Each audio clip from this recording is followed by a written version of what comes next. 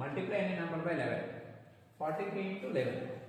ఇప్పుడు 43లో ఫస్ట్ డిజిట్ని రాసుకున్నాం 4 next last digit రాసుకున్నాం 3 ఈ మిడిల్లో 4 ప్లస్ 3ని యాడ్ చేస్తే 7 అవుతుంది 473 ఇస్ ద ఆన్సర్. అదేవిధంగా 534 ఇంటూ 11 ఫస్ట్ డిజిట్ని 5 రాస్తాం నెక్స్ట్ లాస్ట్ డిజిట్ 4 రాస్తాం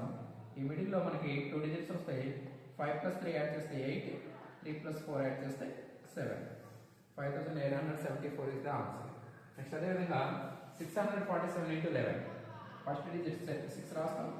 లాస్ట్ డిజిట్ 7 రాస్తాం మిడిల్లో మనకి 2 డిజిట్స్ వస్తాయి